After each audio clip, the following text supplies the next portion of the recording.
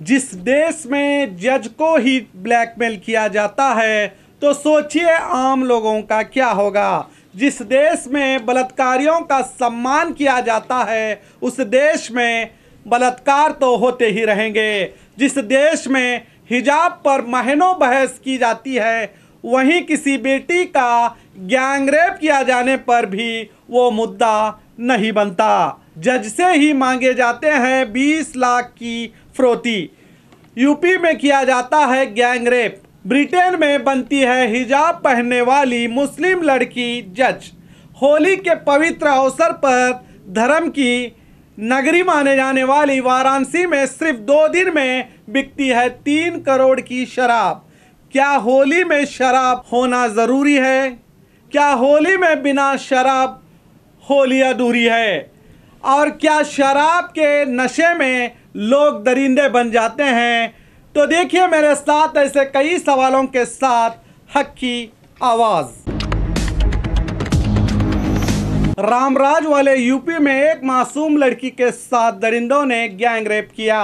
बिना कपड़ों के उसे घसीटा जिससे लड़की की पीठ की चमड़ी छिल गई, सर भी छिल गया है। बदन पर कई जगह काटने के निशान हैं।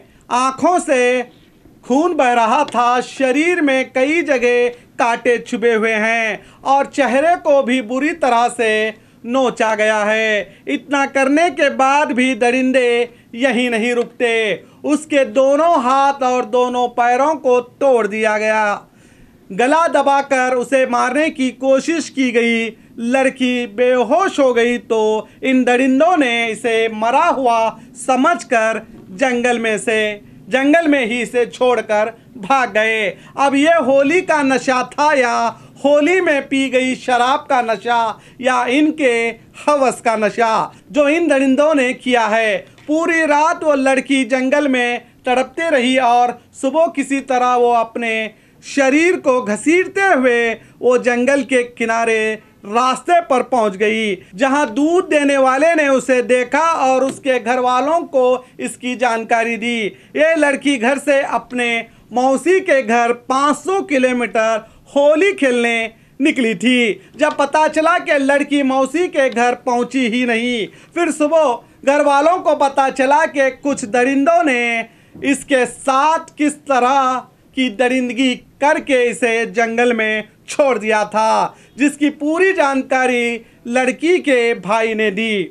अब सोचिए जिस देश में कानून की इज्जत सिर्फ किताबों में रह गई है, हकीकत में इसका अमल ना के बराबर होता है, तो ऐसे वैशी जानवर तो मिलते रहेंगे। जब खुद प्रशासन बलात्कारियों को रहम कर छोड़ देता है और वो बाहर आते हैं तो उनका फूलों से स्वागत होता है, उनकी पीठ थपथपाई जाती है, उन्हें मिठाई खिलाई जाती है। ज़रा सोच कर देखिए अगर ये हादसा आपकी बच्ची के साथ हुआ होता, क्या आप तब भी ऐसे बलात्कारियों को फूलों के माला पहनाकर उसका स्वागत करते, उन्हें मिठाई खिलाते? ज़रा सोच कर देखिए किसी की बेटी बेटी ही होती है, उसे धर्म के नाम पर ना बांटिए। और गोदी मीडिया से ये न्यूज़ भी गायब है। जिस लड़की को जंगल में घसीटा गया, दोनों हाथ पैर तोड़ दिए गए, पूरे शरीर को नोचा गया, जो अब अस्पताल में मौत और ज़िंदगी से लड़ रही है, जो बोल भी नहीं पा रही है, उसके लिए ना ही IT सेल दिखाई दे रहा है और ना ही गोदी मीडिया के एंकर उसे इंसाफ के लिए चीख रहे हैं। अब इन मीडिया वालों का तो काम जो लड़कियां अपने चेहरे को इन जैसे जालिम दरिंदों से छुपाना चाहती हैं, ये लोग उन लड़कियों के चेहरे से हिजाब हटाने में लगे हैं। आपको कर्नाटक का हिजाब तो याद होगा, मगर इनके लिए बलात्कारियों का मुद्दा अहम नहीं है, इनके लिए हिजाब का मुद्दा अहम है। थू है ऐसी सरकारों पर जो अपने मतलब के लिए देश की बेटियों की जिंदगी बर्बाद करने में लगे हैं। जिस देश में हिजाब के नाम पर कई दिनों तक बहस छेड़ी जाती है, याद रखिए जब अपनी बारी आती है तब समझ में आता है। ज़रा इस तस्वीर को भी देख लीजिए।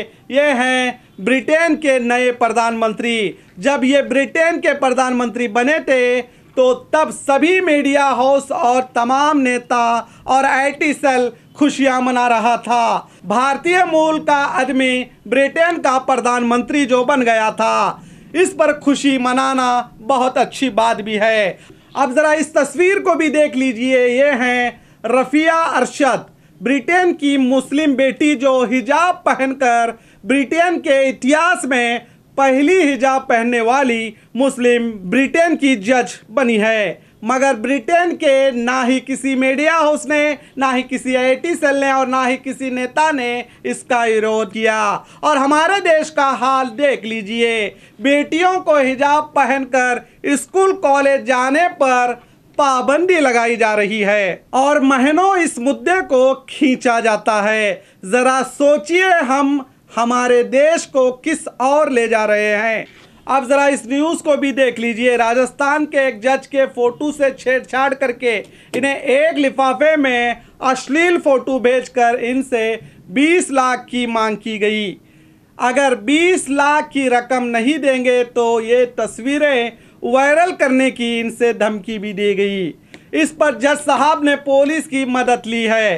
पुलिस ने बताया कि सोशल मीडिया से इनके फ़ोटो निकालकर इनसे छेड़छाड़ करके इन फोटोओं को अश्लील बनाकर जज साहब को ब्लैकमेल करने लगे थे ये लोग। अब पुलिस ने ब्लैकमेलर्स की जांच तो शुरू की है, मगर अभी तक पुलिस के हाथ ब्लैकमेलर लगे नहीं। अब इस देश में जज को भी नहीं बख्शा जा रहा है, इनसे भी फिरौती मांगी जा रही है। तो सोचिए भारत देश के नेता हमारे देश को किस बुलंदी की ओर ले जा रहे हैं। आरोपियों के बढ़ते हौसलों से पता चलता है कि आज देश की कानूनी व्यवस्था का क्या हाल हो चुका है। आप सोचिए और सोचते रहिए और मुझे दीजिए इजाज़त और देखते रहिए आपका अपना बी न्यूज़ नेशन, हक की आवाज़।